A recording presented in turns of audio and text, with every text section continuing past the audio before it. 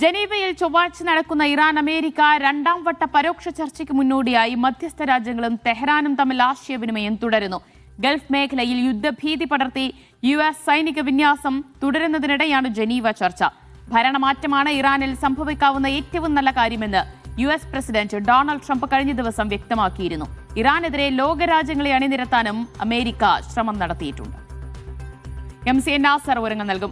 MCA, ഈ അമേരിക്കയുടെ ശ്രമങ്ങൾ ഈ രീതിയിലുള്ള ശ്രമങ്ങൾക്കിടെയാണോ ഇപ്പോൾ മധ്യസ്ഥ രാജ്യങ്ങൾ തെഹ്റാനുമായി ഒരു ആശയവിനിമയം നടത്തിക്കൊണ്ടിരിക്കുന്നത്? എന്താകും പ്രധാനമായി ചർച്ച ചെയ്യുന്നത്? ഇത് ഏറ്റവും പ്രധാനപ്പെട്ട ചർച്ച ഈ ആണവ വിഷയത്തിൽ മാത്രം കേന്ദ്രീകരിച്ചുകൊണ്ടുള്ളതായിരിക്കും. കാരണം യുറേനിയം സമ്പുഷ്ടീകരണവുമായി ബന്ധപ്പെട്ട് വേണമെങ്കിൽ ചില ഇളവുകൾ നൽകാമെന്ന് ഇറാൻ മധ്യസ്ഥ രാജ്യങ്ങളെ അറിയിച്ചിട്ടുണ്ട്. അതുമായി ബന്ധപ്പെട്ട ചർച്ചയ്ക്കാണ് ഇറാൻ വിദേശകാര്യമന്ത്രി അബ്ബാസ് അറാഗ്ചി ഇപ്പോൾ ജനീവയിൽ എത്തിയിരിക്കുന്നത്.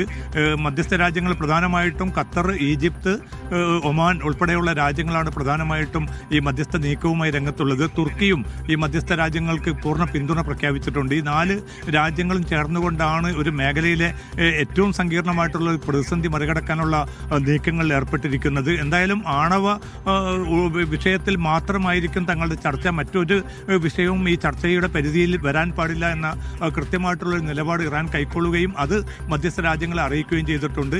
ഇതിന് ഒരു മറുപടി എന്ന നിലയ്ക്ക് അമേരിക്ക ഏതായാലും ആണവ വിഷയത്തിൽ ചർച്ച നടത്തുകയും അങ്ങനെ യുറേനിയം സമ്പുഷ്ടീകരണത്തിന്റെ തോത് മാത്രമല്ല പരമാവധി ഈ യുറേനിയം സമ്പുഷ്ടീകരണം നിർത്തിവെക്കാനുള്ള ഒരു നിർദ്ദേശമായിരിക്കും അമേരിക്ക മുന്നോട്ട് വെക്കുന്നത്. എന്തായാലും ഒരു സ്വീകാര്യമായിട്ടുള്ള ഒരു ഫോർമുലയിലേക്ക് എത്തിച്ചേരാൻ സാധിക്കുമെന്ന ഒരു പ്രതീക്ഷയാണ് മധ്യസ്ഥ രാജ്യങ്ങൾ പങ്കുവെക്കുന്നത്. അതോടൊപ്പം തന്നെ CBS ചാനൽ ഇപ്പോൾ പുറത്തുവിട്ടിരിക്കുന്ന ഒരു റിപ്പോർട്ട് പ്രകാരം അമേരിക്കൻ ഉദ്യോഗസ്ഥരെ ഉദ്ധരിച്ചുകൊണ്ടാണ് റിപ്പോർട്ട്. ഇസ്രായേലിന് സ്വന്തം നിലയ്ക്ക് തന്നെ ഇറാന്റെ ബാലിസ്റ്റിക് മിസൈൽ പദ്ധതിക്കെതിരെ ആക്രമണം നടത്താം, അതിന് അമേരിക്ക പിന്തുണയ്ക്കാമെന്ന നിർദ്ദേശം ട്രംപ് മുന്നോട്ട് വെച്ചതായിട്ടാണ് അമേരിക്കൻ ഉദ്യോഗസ്ഥരെ ഉദ്ധരിച്ചുകൊണ്ട് ഇപ്പോൾ CBS ചാനൽ വാർത്ത പുറത്തുവിട്ടിരിക്കുന്നത്.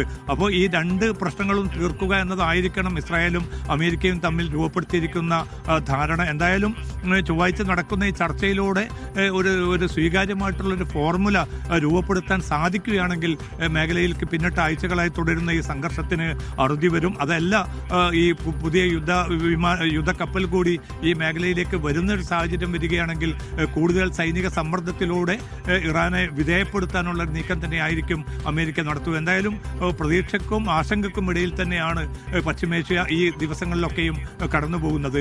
ദിവ്യ, ശരി. എന്തായാലും ചൊവ്വാഴ്ചയാണ് ജനീവ ചർച്ച നടക്കുന്നത്. ഇറാൻ അമേരിക്ക ആണവ ചർച്ചയുടെ 2ാം ഘട്ടമാണ്. പക്ഷേ ആ ചർച്ചയ്ക്ക് മുന്നോടിയായി തന്നെ ചില അപ്രതീക്ഷിത നീക്കങ്ങൾ, നിർണായക നീക്കങ്ങൾ കൂടി നടത്തിവരികയാണ് അമേരിക്ക. MCA നാസറാണ് വിവരങ്ങൾ നൽകിയത്.